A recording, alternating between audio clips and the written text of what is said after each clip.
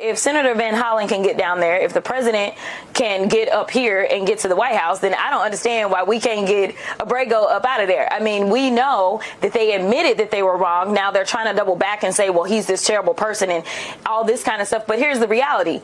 As far as I'm concerned, he's a lot less criminal than the person that's sitting in the White House. Because last time I checked, he doesn't have any criminal convictions. I don't even think he has any outstanding cases versus the guy that still had cases pending when he was sworn in on January 20th and also has 34 felony convictions. So listen, I don't want to hear anything from the Republican Party about how they're trying to keep us safe when their fearless leader is actually the biggest criminal thus far that we have seen, because I haven't seen anybody with a rap sheet that looks like the president's.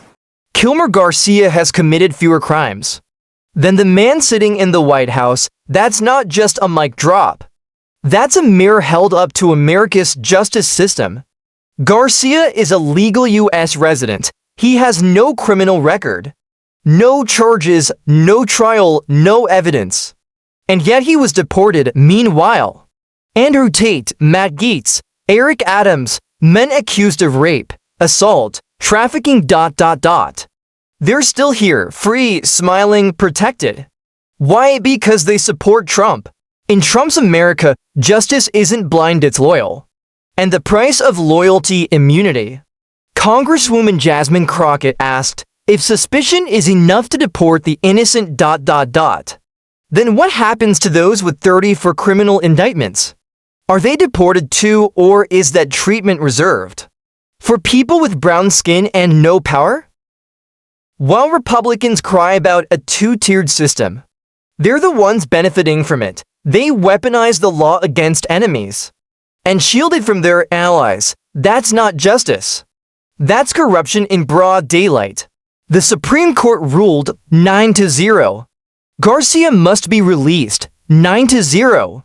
And what did Trump do? He ignored the courts. He appealed again. Why? Because his ego is worth more than another man's freedom. Let's call this what it is. Not immigration policy, a constitutional crisis.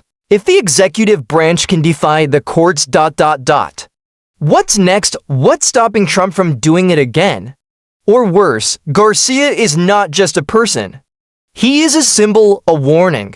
They can violate yours. This isn't about politics. It's about right and wrong, rule of law, or rule of one man.